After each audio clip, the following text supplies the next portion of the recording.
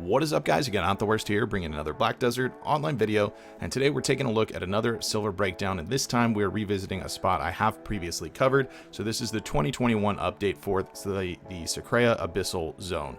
What keeps coming up is people are very curious, how does this spot compare to the new elvia server spots? The hadum spots came out and they're producing a ton of money, really taking advantage in some locations of huge benefit of yellow scroll over blue, using tent buffs in certain scenarios there. You can make some absolutely crazy amounts of money there. So how does that stack up to what's happening with Sycraia Abyss? Is it still a spot that's worth your time grinding? So that's what we're going to go ahead and take a look at today. So first things first, let me just go ahead and cover what I was using for this, or at least where I'm at now. Some of this was a little bit lower. I recently hit my Pen Blackstar Awakening weapon, so some of these hours didn't have that. Some of it is Arsha, some of it isn't. It's a little bit of a mix between the two, since the Arsha server is readily available and you can grind there pretty fairly uninterrupted, since this spot is not very popular at all. So even if you don't like to PvP, you could actually benefit from an Arsha server. You may have to take a side rotation instead of one of the main ones for it. But at any rate, I was running a node level 10, of course, for this. Did have Comma Blessing at all times, 12% boost from Ecology, and then the 4% pet loot buff. And as I mentioned, some of these are Arsha, some aren't, and a blue loot scroll, no Agris for any of these at all, of course, running frenzy drafts. Speaking of frenzy drafts, these things are very expensive right now, so unlike the last video where I didn't bother factoring them in more than what their actual vendor price of it was, since it could vary quite a bit and obviously you have to spend the time putting them together, I did factor them in minus if you just bought the materials off of the marketplace itself, since everybody needs these while they're grinding in all of the new elvia spots, and everybody wants them obviously while looking through them. So those are factored in this round, and you'll see that on the chart here. So let's go ahead and get that pulled up and take a look at how we did for our numbers. Okay, so here we have our spreadsheet. We did do 16 hours with this. I haven't been hitting it super heavily too much because, again, we have the good old elvia servers that have been spending my time and trying to get those numbers all ready to go as well. But our first things first, our average for this was 285. The last time I did the video for this, that was 275. The rings were actually worth a little bit more than they are currently during that video. However, the frenzy drafts are an incredibly good money maker as well. If we look at the actual hours individually, we did have a peak hour at 468 mil. The cause for that being both a raw tungrad ring and a red shard. You can see there were other hours where I had double ones. That 434 there was 2 red shards, and then another red shard and tungrad ring dropped here, and a double tungrad ring drop here as well. So pretty handy. They're running one every 2 hours as far as the red shard drop rate, and around 1 every 3 for the actual ring itself, just the raw one. The way I broke the value down for those, I just went ahead and put the black shards at 3 and then 132 for the red.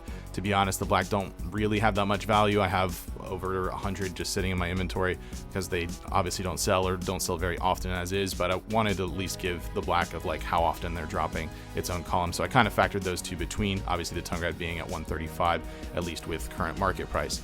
As far as trash loot, I averaged 5,400, keep in mind, as the gear stat showed. I'm a 297 in succession with Kudum, and that's Pen Blackstar, Pen Blackstar, Pen Kudum. At least some of these numbers were with both Pen Blackstars, not all of them, but it was relatively the same numbers across the board.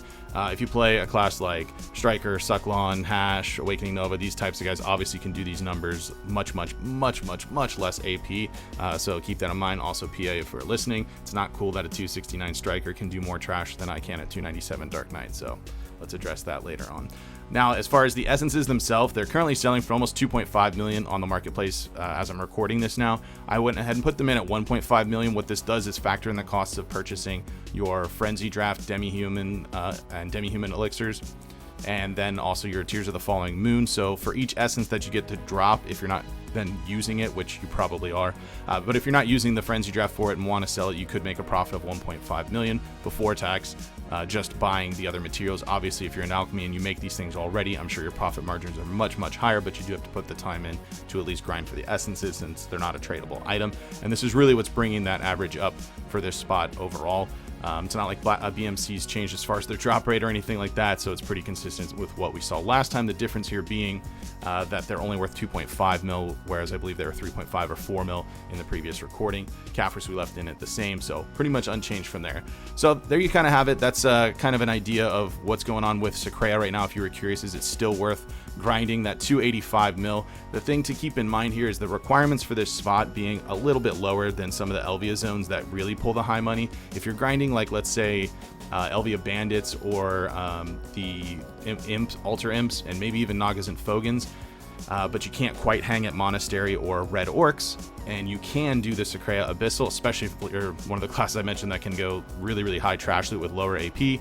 This actually might be the spot for you, because to be doing the 300 to 500 mil numbers at these elvia spots, the gear requirement for that's actually much larger than the Sycraia mobs in general, so that you do get swarmed with mobs there, and it works a little bit differently. Plus they're very, very popular, so if you can get yourself a little home on the Arsha server, you might actually come out a little bit ahead. It's definitely competitive, at least with Fogans, Nagas types place, obviously better than bandits or altar imps as far as the elvia servers. It does pale in comparison to both monastery and orcs as well, but not drastically. It's definitely worth the time, like I said, if your gear's maybe in that tight spot right in between the two, where this is an easy place for you to grind, and maybe the monastery and orcs aren't for you, at least an option. So there you have it for that. If you did enjoy the video, be sure to like it. If you're new to the channel, be sure to subscribe so you get notifications when new videos do go live. And if you'd like to catch me playing live when I'm working on these sheets or anything like that, there is a link to my Twitch page in the description below. You can head on over, drop a follow to that, so you'll get notifications for that as well. With that said, that's going to be it for this one. I want to thank everybody for watching, and I will see you next time.